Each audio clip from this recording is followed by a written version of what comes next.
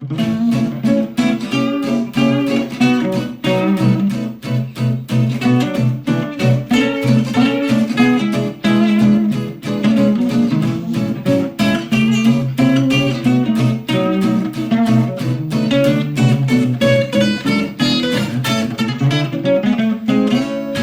today I've got Andreas Kornevall back on the podcast. Hello, Andreas. Hello.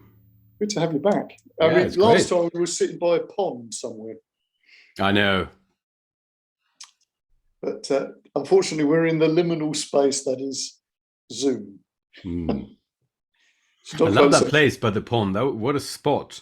Yeah, it was brilliant. Yeah, it's a great spot. Yeah. So, but we didn't video it last time, so which was unfortunate actually, because it was such a lovely spot, wasn't it? Mm. And I think you played your flute, I remember rightly. Oh yeah, or cooklea or something. Yeah. Sorry, I called it flute. Yeah, sorry. So for those people who don't know what you do, what do you do? Oh, what I do? That's a very good question. I ask myself this question almost on a day-to-day basis. But I think foremost, I'm probably a tree planter, I would say. I work within the ecological movement. I've been running a charity now for many years. When I started running the charity, it was very difficult to get new forests planted, new woodlands planted. But in the past 10 years, I would say, the past decade, it's getting better and better. So foremost, I would say I'm probably a tree planter. The other thing I do, because of the trees, I'm also very interested in our relationship to trees and our relationship to the environment. And that relationship I work with not as a scientific relationship, although I respect that and I read about that scientific relationship about us and trees and the environment, all very important. But I work with what's called the mythos, which is the mythical understanding of who we are. Funnily enough, in my tradition, the men are descendant from the ash trees and the women from the elm trees. So that's already a hint to who we are as humans, mythologically speaking. So I work with mythos in engaging with these conversations and engaging with an understanding of our relationship to the environment. So those are the two things. So I run a charity, and then I also have big conversations and storytelling of our mythical relationship to the wild. That's I would say that's probably about right. And there's a third element. I also I run an organization which sends lots of youngsters out to volunteer around the world, which I run with my wife as well, that I've been running for many years. It's a sort of gap year type organization, but it's fascinating. It's sending off those between 18 and 25, into the big initiations, and it's better that they do it working with sea turtles and planting trees than just roaming in the beaches of Ibiza. Although I don't have, that's part of it as well, I know. But so I've done that for quite a bit. So there's lots of projects out there for young people to get involved with. Yeah, that sounds great. So the first question is, how did you get involved in that? Because I don't think it was something I really covered last time. No, that's a different one. Yeah, that's happened because I was a volunteer myself, actually, in India. When I was in India, I was one of those early, I knew, that was my peak of wisdom. I was 23. I think. I remember. Or 25, I'm not sure. You could ask me any question. I was like one of those non-dualistic masters. Yeah. I just responded with, we are all one, we're all harmonious together, and I'll look at you deep in the eye, Those were the days. Unfortunately, as you get older, things go downhill. You realize exactly right. You realize that it's not just black and white suddenly. No, but what happened to me was that I volunteered there. I was raising money for humanitarian causes, to raise money for actually earthquake preparedness. to Oh, inform okay. people what to do with in case of earthquakes. So when I did that, I came back where I lived at the time in Switzerland, and I started helping others. My wife and I started to do similar things, and that's how we got all the information and all of that. So suddenly, a few months later, suddenly we were there with an entire organization, sending Awesome. people off into Southeast Asia, South America. Yeah. So it's called working abroad. Working abroad, yeah. Yeah, that's amazing, that, because I mean, for a lot of people, that's almost like a completely different alien world of dealing with charities and all the rest of it, and how all that operates. Going back to the point about you were saying, when you're younger, the world seems not to be quite so complicated, and the answers seem to be quite simple. They're out there, and if only everybody just did what you thought, then it'd be good. And then gradually, as the years go on, you realise actually, it gets less and less straightforward. So, how did you get to that? Because to be in India, and you've obviously travelled a lot in your life, because you were born in South America. Yeah, almost. I'm not born, but I went there when I was 3. Yeah. Oh, okay, right, okay. So you were. So it's not born, but yeah, I spent my childhood there. Yeah, yeah. So you've obviously that's an interesting start to life, isn't it? And then when did you go then? Sorry, what? When did I go? When did you go then? So you were in South America. Where in South America? I was living in Chile, in Santiago, In Chile. outside of Santiago. Yeah, I went to a school called Nido de Aglas, the Eagle's Nest in the Andes. Wow. No, I love that. I have very fond memories of it. Yes. Spanish was my first language then. My sister is adopted from that area, and she's so I've lived with, in a way, my sister as being adopted. She was not Spanish descent. She's more Mapuche, so to speak, in brackets, and I've seen really quite firsthand of how the Western society, or how for her to integrate into Western society, and the difficulties that's been. So that has been very educational for me. Culturally, over my life. So yeah, I was there, and then we lived in many other places too. But I think my first Chile as a first sort of somehow it informed me on a kind of soul level, if you want to call it that, because intellectually I was very young, but I still have strong memories of it, and in particularly the Native American causes has always been, I remember I was 12 or 13. I don't know if you ever read this, the Wounded Knee story when you were young. I was a pool of tears. I mean, my parents had to, like, what's wrong with you? What's wrong with you? It's like, I couldn't believe that humanity could inflict so much pain and suffering on a culture like that. And that was when I was about 12, 13. And I kind of made an oath always to have a bit of a, as much as I can, my antennas in that direction for Indigenous rights and those questions. But it's infinitely complex. Yes. It's very, very complex, very difficult area. Yes, yes. I think, in actual fact, I would say, just thinking about when I was younger,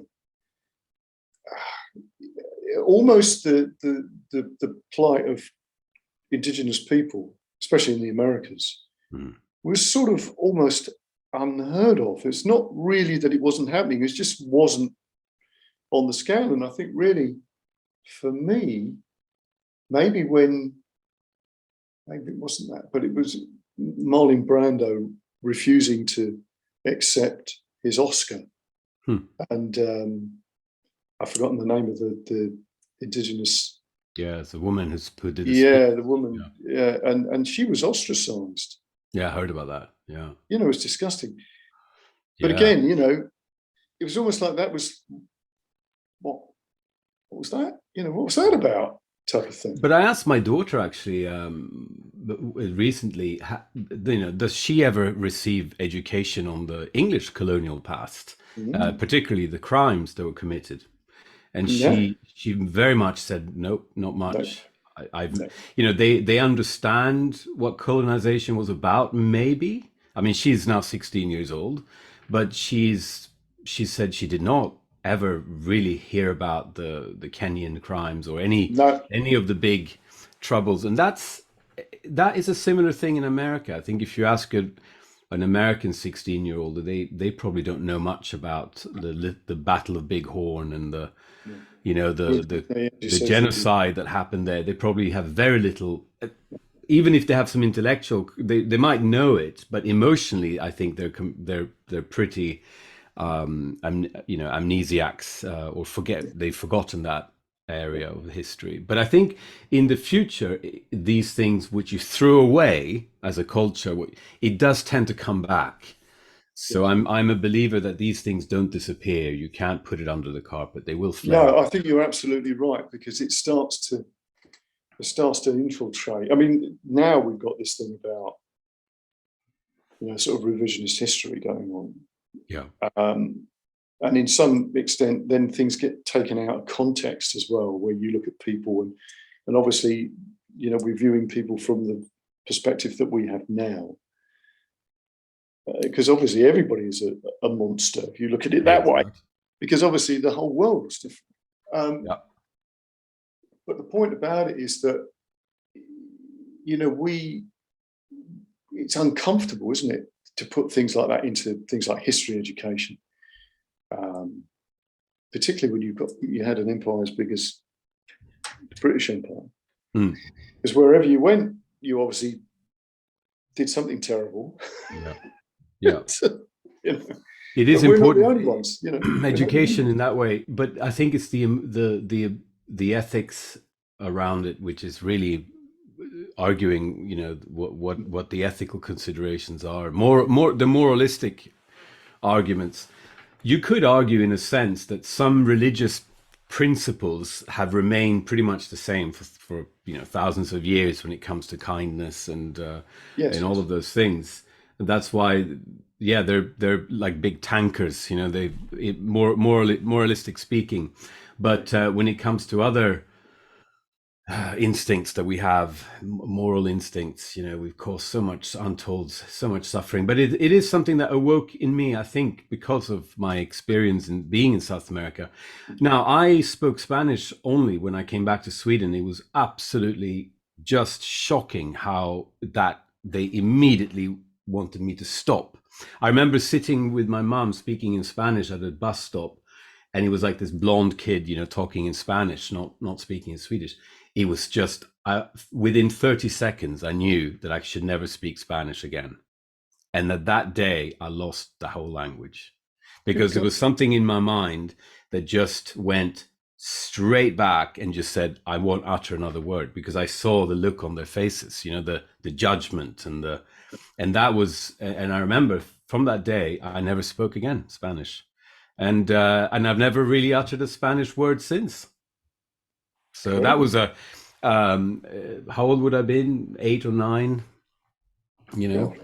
And then obviously then Swedish became but you know, and that was from my experience. Can you imagine my sister's experience would have been a whole others, but I remember that very distinctly. Yeah, just forget about you know, putting yourself forward, speaking that a language like that. It's incredible. This was the 78, 79 in supposedly liberal, socialist, enlightened, you know, Sweden. But yeah, that's incredible, isn't it? So, just out of interest, how many languages do you actually speak now? Yes. 3. Or have you? 3. I'm a what do you call, trilingualist? Yeah, I speak 3. So Swedish, French, and English. Yeah. Right. But you could, you know, obviously, if you found yourself in Spanish. Oh yes. Oh no. I would fall. I Latin would dream. I territory. can dream in it sometimes. Yeah. No. No, I Oh, would fall well, there into we it. go. Yeah, yeah, yeah. I would love that. I mean, I've always had there's always been a little voice in me to spend maybe a year in go down in South America again. Yeah, but it just hasn't. My life has just taken a different Yes. turn. But yeah, I would like that. I would like that. Yeah, that's cool.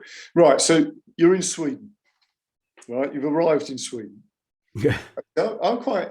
You're really going for the. You're really going back. We're going Freudian today. We are a little bit. I hope you don't mind. No, No, I'm that's just fine. intrigued because obviously I want to talk about what you're doing now. With the book and everything. But I'm sort of interested in how your journey has taken you into these interesting areas, because I think that's the thing really with creativity, that you don't just arrive at an idea. It takes a lot of formulating and what we term as sort of coincidental happenings, which obviously aren't coincidental. It seems to be one of those things that happens to everybody, that strange events take them in particular directions. So you're in Sweden, and then what you do the rest of your sort of educational years there, do you?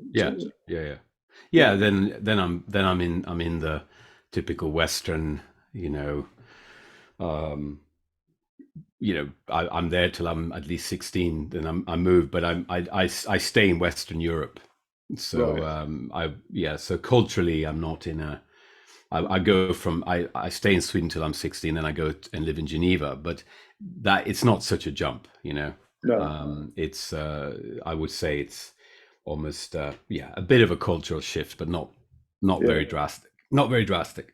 No. So Okay. I lived like what you call a typical teenage life with all its with all its discoveries, as you do. So my important years were it happened in Sweden. Then I had to leave utterly heartbroken. I remember I left Sweden so heartbroken because you fall so deeply in love when I don't know if you did, but I remember having some strong relationships when I was a teenager. I mean, but I remember they were extraordinary things. That young love. Do you remember the young love? Vaguely. The songs, the love. Everything was so intense. Yeah, and the place and everything. Yeah. And you were so hot. The girls really tore your hearts to pieces. It's funny. Well, they were Swedish. What do you expect? Yeah, they were. Well, yeah. Sure. I mean, there are worse places on the planet, I'm sure. No, all of these things were. So I lived in a way kind of the conventional teenage angst years until and then I did that when I was in Switzerland. So that's when in Switzerland I learned the French. Oh, okay. Give me 1 second. I learned. Yeah, I was in. Sorry, just had to close the door. I was. That's when I was in a French-speaking area. So there we go. Yeah. So I had that sort of trauma of leaving a place that I'd fallen in love with much earlier, because I grew up in Cornwall. Yeah. And then I moved from Cornwall to Dartford, which is, okay, not far from the sort of stomping ground of the Stones. So that was quite good. Oh, yeah. But Wembley.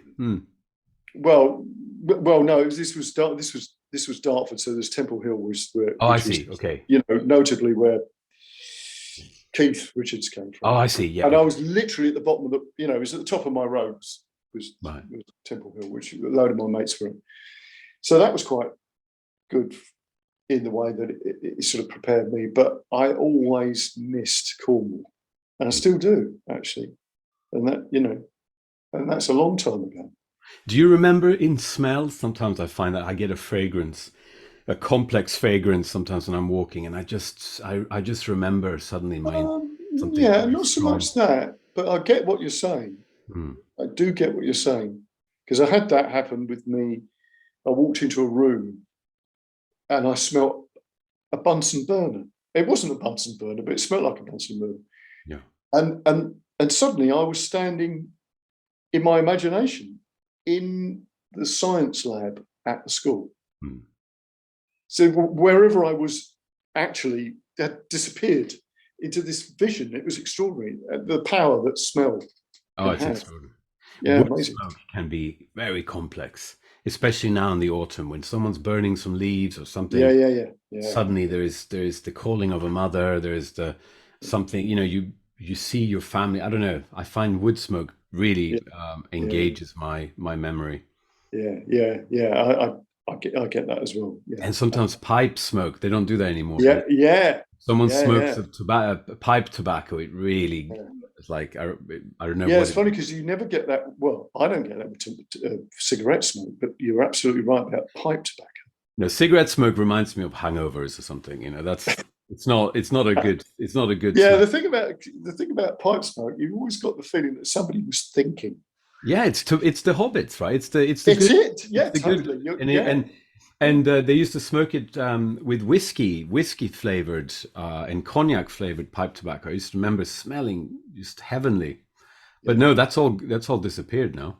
Yeah, there was a sort of a blip of people getting interested in pipe smoking, and it sort of disappeared as quickly as it arrived.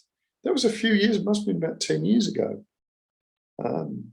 There's some people that were, I don't know. It was just one of those things. No, when you read about all the great psychologists and writers like Tolkien and Freud and Jung, they're all sitting there with their pipe smokers, constantly on their pipes, thinking deeply into the embers. Yeah, exactly. Yeah, there was definitely a part of an intellectual fashion. But no, now all of those things we have to forget about that. We're not allowed to do that anymore. That's for sure. No. But I think there's also that thing about keeping the pipe going, wasn't it? I think that was the thing about pipe smoking. Yeah, and that sort of if anything, that appealed to me more than anything else. I wasn't ever interested in smoking cigarettes, or cigars or anything like that. No, I like the ritual of it. I do I like the ritual of something in my life, whether it's with coffee or preparing something that you ritualize your preparation. So I think that's very healthy, actually, for your mind. That when you approach a breakfast or sitting for dinner or whatever it is you do, that there's some little faint echo of a ceremony in the background. Maybe not a ceremony. Maybe the word is more like an observance. Like you're doing an observance to something. Yeah. No, I totally agree with that, because and again, we're all very ritualistic, but we don't realise it. How we clean our teeth or do the washing up or something. But as you say, it's the observance of it. Actually, once you are aware that is a process that you do, and there is a time and a way that you, because it's a form of you look at it and say, well, it's a form of meditation. Medicine. It's very good it gives you a break, actually. We're all in dramas now. Like we live in mythical lives now. Everyone is in some kind of. Everyone's in some. I don't know anyone who's not going through some high sea pirate raid. I mean, metaphysically speaking, everyone is on the high seas or in the tunnels, or and suddenly when you have to wash up, you can just do the washing up. It gives you a break. So I think sometimes to have some rituals that you observe on a day-to-day basis is meditation in a way. It is the definition almost. I think so. I think absolutely. So I want to get to this link where you get to India, because I think might be something interesting here. I don't know. I'm going on a gut feeling. So Geneva to India. No, I don't know. Well, there's a big leap here. So India, India was my exposure really to somehow asking. I don't know if it's when you're in your 19, 20, there's something comes to you where it's like, okay, I have some fundamental things I have to figure out. It's like it just comes to you. It's not just about there's something else happening. I need to figure something out. And it just so happened that a dear friend of mine, it was his older brother actually, who took me to a Shivananda practice. And it's a very high kirtan, a lot of singing, a lot of chanting, a lot of yoga, but it's deep ends. You could say it's Orthodox Hinduism in some way. Yeah. So I was in the white surf of that. I just got taken by it, and then within a year I was in the Ganges with my prayer beads. So that happened. I got really swept away by it, and I think at one point I probably would wake up at 4 a.m. and do all the practices. By the time it was 8, I would have breakfast. I would have already done 4 hours, but I would say I didn't blink very much. It was one of those days, I was very wide-eyed and just taken up by the whole thing. And it was extraordinary. It was a really lovely time, actually, because everything was new, everything was fresh. Being in Rishikesh with everyone was seeking, everyone was living in caves, giving birth in caves, all of that, meeting sadhus, playing flutes, I remember, and just wandering around this fertile spiritual place, and scary in many ways. Yes, I bet if you're meeting sadhus, they were extraordinary people. No, they were. I mean, I can't tell you. They are some of them are really holy people. I mean, yes, I know, but we were crazy. We were in this one place, which I thought was funny, which had a little sign showing us levitation classes. There was a little sign of a sort of a hut where someone was being taught how to levitate. Right. Yeah. I loved all that. I thought it was so refreshing. And in a way that shaped a lot of my life since. It definitely, but I didn't stay within although the whole Shivananda, all of that culture is still in me somewhere in there, but I never really, over the years you tended to kind of, it faded slightly in the background, but yeah, so there we are. But wow. So I'm gonna sort of jump to another question, because that's an interesting point in your life. Now, your interest in Norse mythology and myth, and of course you've got this book that you've done. And perhaps you can tell us a little bit about the book, and then because to me that's quite, well, on the face of it, there's quite a jump from the sort of Indian experience to the sort of Norse thing, but there probably isn't. But no, there isn't. They're very similar in some Indo-European. Yeah. The Rig Veda is a very similar. It's a very similar read to some of the Norse texts. Yes, but I think from people's, it's a bit of a trick question, really. I was asking, but for a lot of people, I think they would think it's very different, because one is obviously Northern European, and the other one is definitely not Indian subcontinent. Yeah.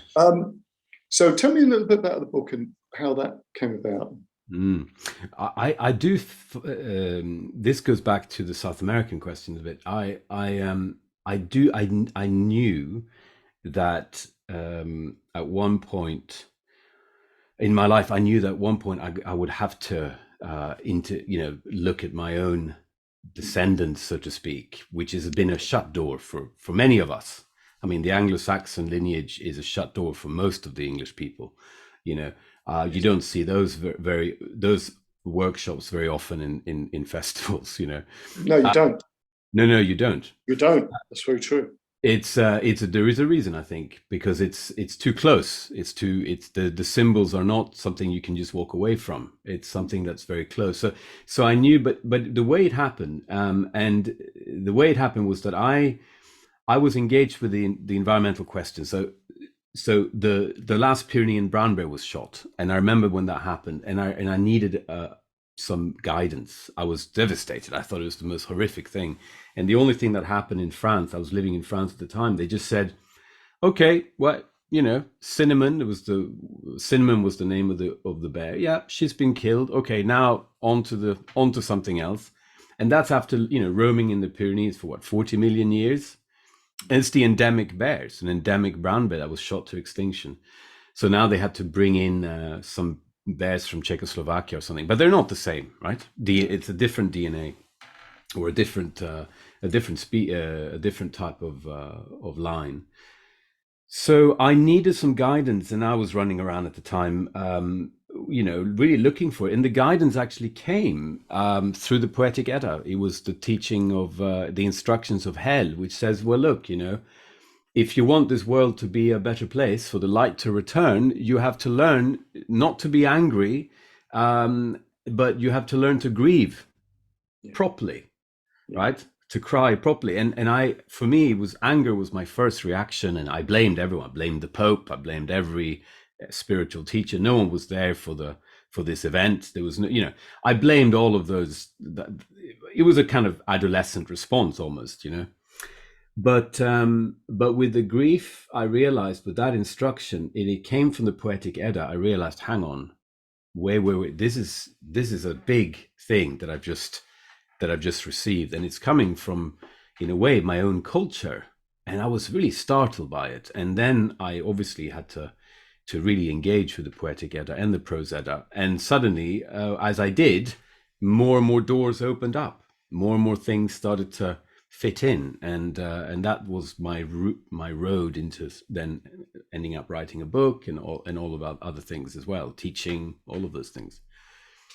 So it was actually through understanding that the centrality of Norse mythology is effectively this instruction, this grieving instruction that Hela gives. And Hel, let's not forget, which many of us have forgotten, is the word holy. The Holland, which is the land of Mother Holly, it's the land of Hela. Halig in Old English means holy, which comes from Hal. So this is the great goddess. She's in the underworld in our psychology. We've put her in the dark. She is regarded as the one who takes, the dead souls and everything. But that's because we've almost pushed her into obscurity. That's the you can blame a lot of things for that, but I sensed when I was studying the Norse mythological content that I was dealing with a deeply matriarchal system. I mean, absolutely. You think the Vikings, when you look at them, they're all macho and heavy metal and Viking ships and fires and rapes and all of those. That's what's called cultural appropriation of Vikings. They wear horns. They've never worn a horn in their life.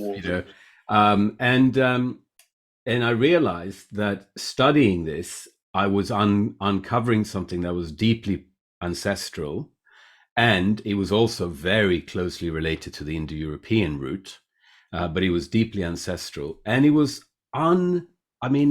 even today, it is in complete obscurity.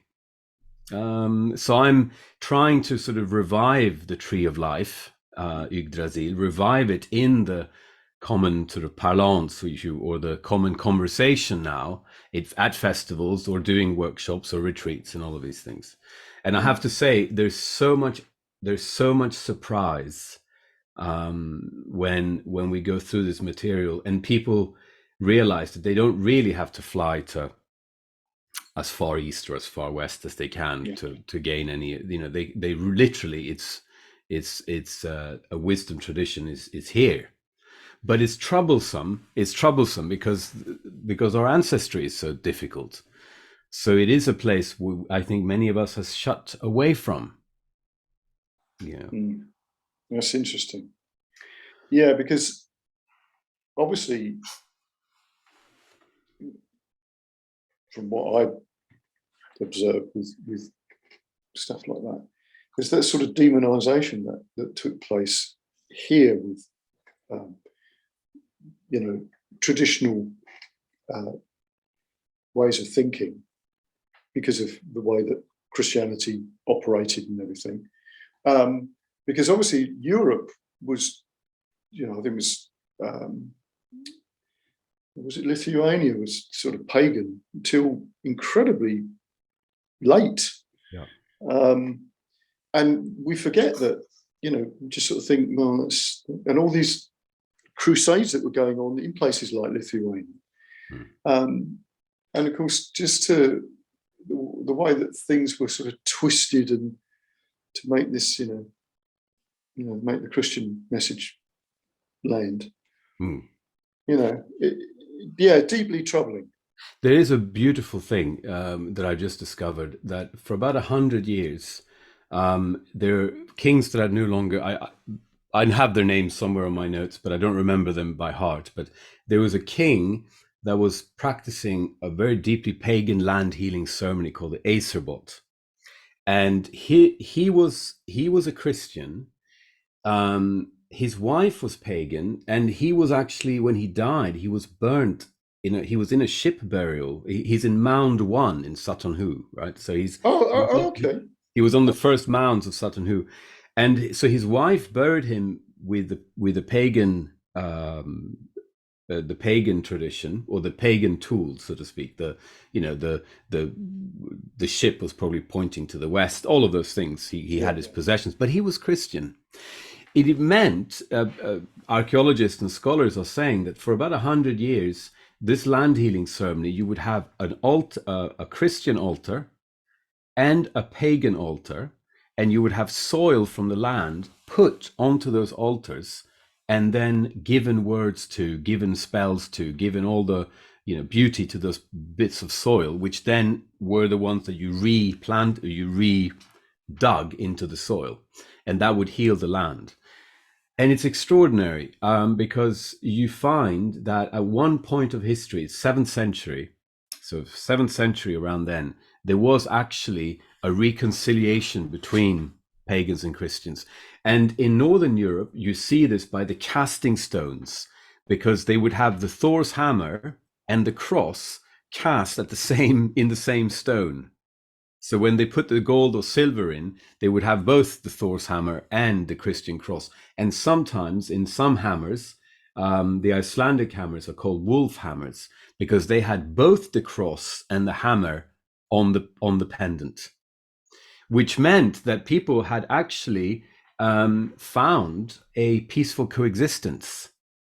And that's something that I'm very keen on recreating and reenacting with a vicar. In fact, Pete, the vicar, that I thought you were going to say Peter loves this. He wants to do a land healing ritual. So all the scarecrows come, all the pagans show up, and then all the Christians will come, and there'll be 2 altars, and there will be a ritual of reconciliation in that. And in the northern myths, especially, this is what I say in my book, it is only through this type of reconciliation that you can have wisdom being born in the world. Wisdom does not exist in sort of spiritual conflicts. I mean, you can have a lot of insight, a fanatic, whatever, can have a lot of insight, sure. But wisdom, particularly wise, that which can bring peace and prosperity and all of those good things, that comes from reconciling 2 opposing forces. So Pete and I are investigating the right date for this to do it. That's an interesting point, because obviously, if you look at places like Spain in the Middle Ages, I mean, where you had obviously a Muslim empire and a Christian empire and lots of Jews, in places like Cordoba. I mean, that, from a point of view of the transference of wisdom, was at a high point of time. And that's a good example of that, where you had scholars that there was this sort of interrelationship between those different. This Library of Alexandria, that was the peak of our civilization. So again, with that, there's a mix of all manner of things, from the sort of obviously classical times and Christianity in Alexandria. So that's an very interesting point. I mean, the ritual that I talk about in the book is this vat that the gods bring out, is a form of a grail. It's a form of it's called udrerir. It's a type of vat that the gods would spit in. Sometimes I use the tears to describe. So you are sharing something, right? And that elixir that gods create, because it's mixed together. These are warring gods. It's funny because the gods are the gods of the sky, right, and the gods of the earth, and they are constantly fighting. So this ritualization was to reconcile these two powers, and that is in the creation myth. That is when the wisdom is born. Wisdom is born through that ceremony. Its name is Kvasir. Gives us poetry also. So it goes on after that. But I'm so keen on trying to reenact, maybe not be the right word, but to revive these old observances and see where it leads, has the courage to stand to face the one that you disagree with, especially now with all the culture wars everywhere. Everyone's hating everyone, everyone has a problem with what someone said and all of that. Oh my goodness, yeah, it's happening everywhere. No one can have conversations. It all seems to be, and that is where wisdom is shot out the window. You only get the loudmouths are winning, Yes, yeah. There's definitely the thing about the signal and the noise, isn't it? Because I mean, we're in a situation now where any decent signal is completely drowned out by the noise of everything else. I think that's a really good. But I see my girls, they're 16, 18. There is another, when I have conversations with them, they do have. I read a fantastic article about what's this guy, Harry Styles. Oh, Harry Styles. Yeah, there was a great article about him, his masculinity, and how he's moving into a kind of very fluid and beautiful masculinity, and it's something that I find my daughters, we have this conversation, and they have such strong points that they make, and they're teaching me also about lots of things. So I find that there's a precious thing that's happening that we might not be aware of, being sort of middle-aged, how but there is something that's really quite spectacular taking place. I don't know exactly, I can't point my finger at it, but there is a morality that's coming from this, is it Gen Z generation? Yes, I'm losing track of. I think it's a Gen Z, yeah. It is now, right? Okay. Yeah. I'm interested in this because I mean, I told you a long time ago I was starting a charity for getting kids playing music and writing songs and stuff, because that's the idea from the thing about creativity. You don't just want to saddle people with an idea that you've got, which is obviously how education tends to work. Like there's a way and it's tried and tested and so on.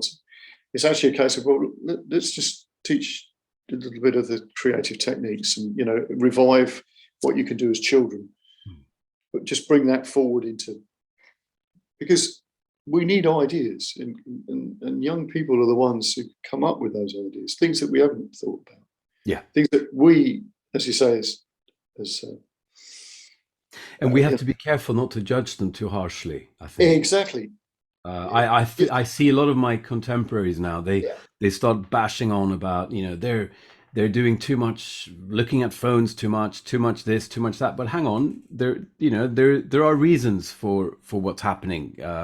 And I think if we are stepping into a bit more elderhood positions, we need to be able to take a lot of heat. We need to be able to take some bad news and have the weight on us as elders. Yes, I agree with that. And I think to have a knee-jerk reaction against the youth, which is a classic thing every generation, but that could be that then we'll isolate ourselves as we get older. Yeah, and that's I think it's what's happened. It has happened in previous generations. Granny and grandpa suddenly they live in isolation from all the things that are happening around them because they just don't want to engage. No, I agree with you. The thing is, again, if there are any new solutions and ideas that come from young people, they're not going to be the ideas that we had.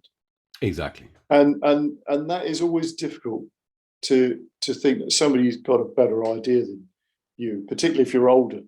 And I think that's a very difficult thing for for an older generations to take on board that they may have a point that's much better than the point that you're making. Yeah, absolutely. So I think I'm inherently an optimist, I have to say. I know it's looking pretty grim at the moment, but I do think that humanity has. I'm certainly not a misanthropist, you know. I don't hate humanity. As an environmentalist, it's very easy to fall into that, you know. All humans are bad and all of it, but I do find that there is a lot of genius out there. Yes, I agree with you totally. And again, if we're not optimistic, I think that creates another sort of spell. I think optimism is a good spell to have. I think you're right. You know, and it's actually through my grief work with the Life Ken that I have become an optimist, because it's somehow gratitude shows up. yes. So if you are laying stones for extinct species, if you are working with this material, you somehow you find a pinch of gratitude, and that's enough sometimes to give you optimism or a sense of it. You know, hope is a big thing. Hope is a big word, but hope, I think, is also in the Greek myth. Isn't hope the last bit in Pandora's box? Pandora's box. It's stuck in Pandora's box, isn't it? I think it's the only. Yeah, I think it's the only thing that either does it come out last or it doesn't come out at all. I'm not sure it comes out, which means that it's not, because out of the Pandora's box comes illnesses and difficult things. So it's probably not. It's probably probably means that hope is available. Is available, exactly. Yeah. I think that's quite interesting. That's an interesting twist. Yeah, there are two Greek myths for anyone who listens. What I would say really works with our time is the story of Narcissus staring into the screen, basically, and then the story of Pandora's box. Those are the big stories. But Narcissus is a story to tell. Yes. Because he just gets obsessed with his iPhone. And to the point where there's no more relationship. So that I do with children. Narcissus is a great story for them to read. Yes, because they know that the lake is their screens. Even Homer, even the writer in the Metamorphoses writes that the lake is not a place where cows come to drink, and it's always still. So I'm thinking when I was reading that, is this a prophet moment? Yeah, I think it is. Talk about prophecy in all the other books, and I was thinking, is this a prophet moment coming from the Metamorphoses, that book? Yeah.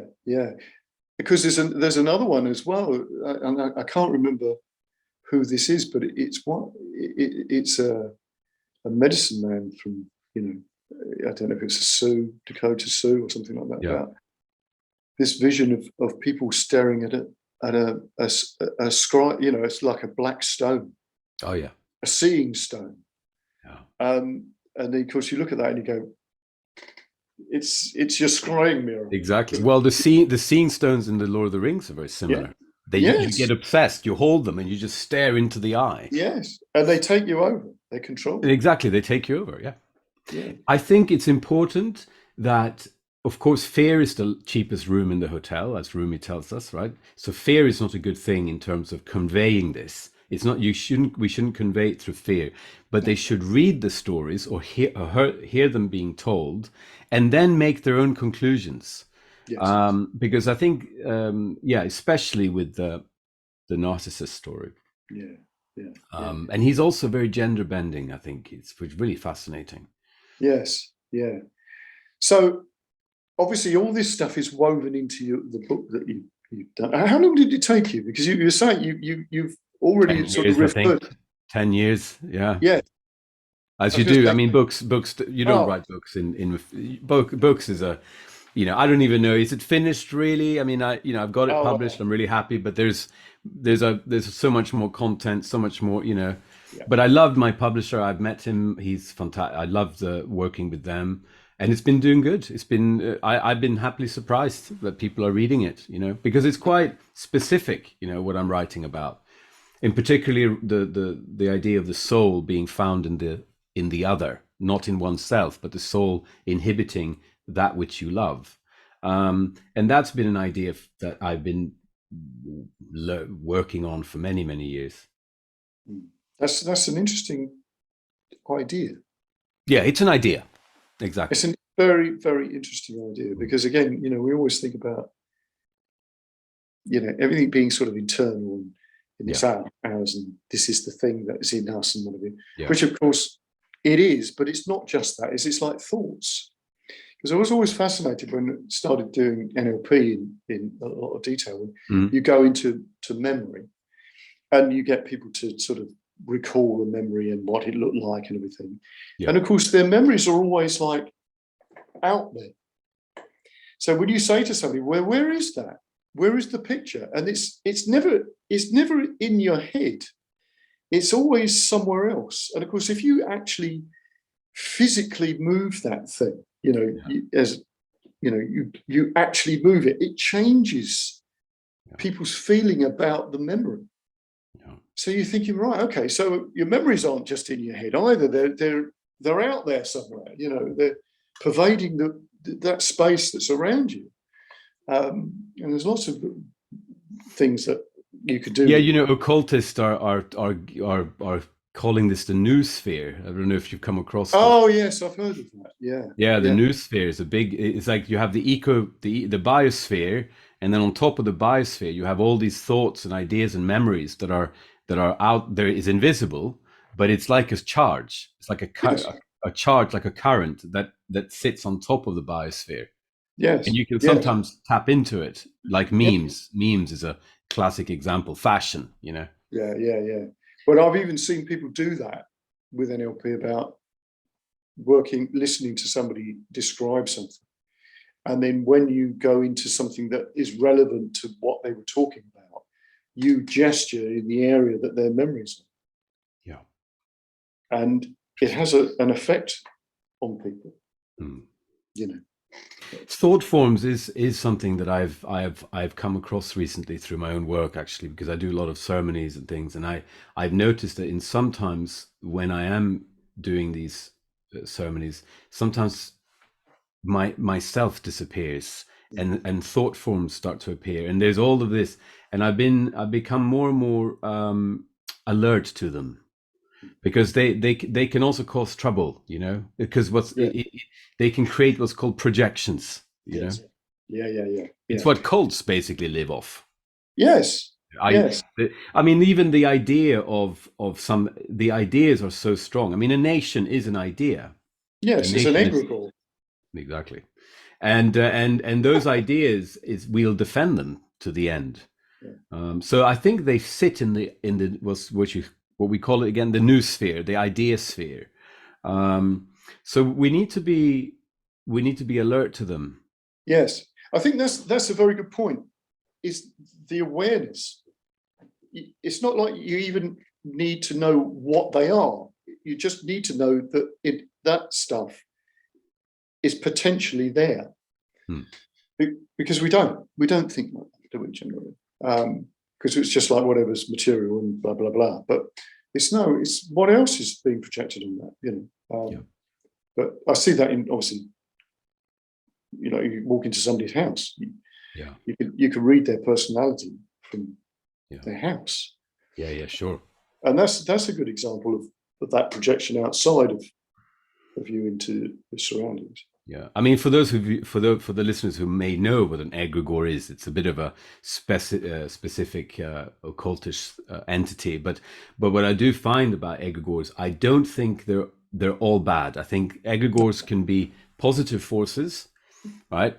But also they can be also destructive in nationalism, fascism, not all of those. They were terrible expressions that needed feeding. But in the environmental section, like Extinction Rebellion, all of that, they also create these big, strong ideas that sometimes become independent and take a power of their own. Yes. Yeah, well, that's the point about the thing that takes the power of its own. I mean, and then it needs feeding. It needs a certain language. It needs a certain way of dressing. It needs a certain. So the activist starts to become he or she starts to become drawn to this idea, and then behaves in a certain way which is similar to their colleagues, and all of that. That's when you know. Yes. Yeah. It's fascinating. It is fascinating. It is fascinating. Now, we've been talking for nearly an hour. Have we already? Okay. Yes, I know. So that's extraordinary, isn't it? I feel like we just started. Yeah, no, okay. So I want you to just sort of talk a little bit more about the work that you're doing, because we've spoken about the book and you've not said the title. So yeah, Waking the Dragons. Right. Yeah. So there are lots of other things that you do that relate to that, because you do talks and stuff, don't you, and ceremony. So, just talk a little bit about that for a moment, about what you're doing with the sort of ceremonies. Oh, right. Well, I'm trying to look for new words, because I find ceremonies are so loaded. Yeah, I know. Sorry. I don't know. I haven't got one yet. No. Observance has become one. So yeah. I do observances. That's because it causes less projection. You know what I mean? It causes less of an egregore problem. So I'm using that but yeah, it's hard to find the right words. Yeah. But I think what I do observe is a form of gathering together with people to say the names, say, of their ancestors with a verb attached, what they loved to do, right? So John Smith, who loved to ride his bike, right? And then I work with that, and that is a way in which we feed the well of memory. So the idea here is that in my work, I'm involved with feeding the well of memory, with expressions like songs, poetry, ritual, all of those things. And the feeding of the well of memory is a way of also or providing as the memories enter the well, it feeds the great roots of the tree of life. So it's an ecological function. So wherever there is supposedly, this is the magic of it. So wherever there is a ceremony where we remember our ancestors by their verbs, where we sing songs, where we have camaraderie, good feeling, no conflict, it actually grows shoots in the tree of life. It means that the plants become happier in those places. So it's actually an environmental action. Yeah. Mystically speaking, right? Yes. It's like, I grow forests physically, that's one thing, but also growing forest in this way, because what happens is that I feel that the land responds. The blackbird sings a bit louder the next day. The way in which the wind moves through the trees feels a bit softer. I don't know. It really has an effect, obviously psychological effect. So the way you see the world after those types of practices is it's a more enhanced, more like high definition, HD. Yeah. So that's something I do on a regular basis. I'm going to be in Dartington on Thursday doing something similar. And then I'm doing a gig on the end of Samhain on the end of October, which will be feeding this well of memory. And the practices around that, they can be a myriad different things. But traditionally, it was that you blessed the mead in the horn. And how do you bless the mead? You maybe say praise words, maybe poetry, maybe you might look at someone and tell them that you love them or forgive them even, or you might make an oath to something greater, something good. All of that goes into the mead, which is then drunk by the people that you are around. So it becomes a medicine. So the things you've said and done becomes a medicine that you drink in. Obviously, mead is an alcoholic beverage, so we don't have to use mead. Sometimes it can be absolutely fine with apple juice and cinnamon, right? It doesn't have to be mead, but it tends to be often spiced mead. That sounds good to me. Yeah, it's great. So you see the idea. So you are Yes, creating what the gods did. You are creating a reconciliation.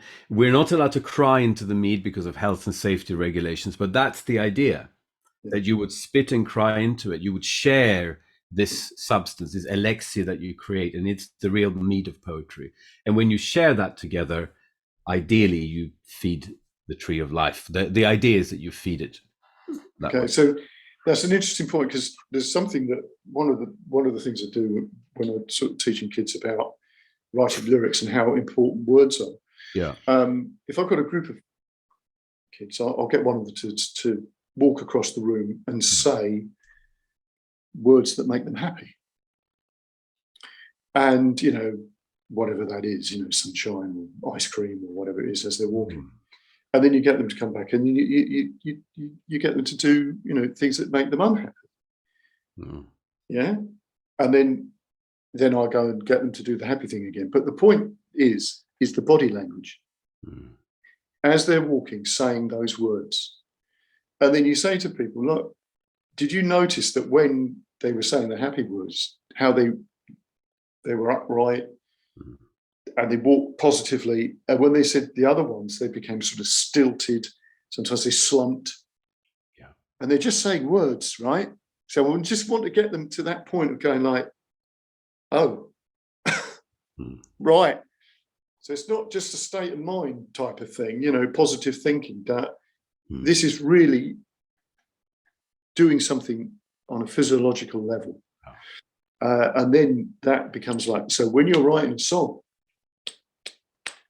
what are you going to do?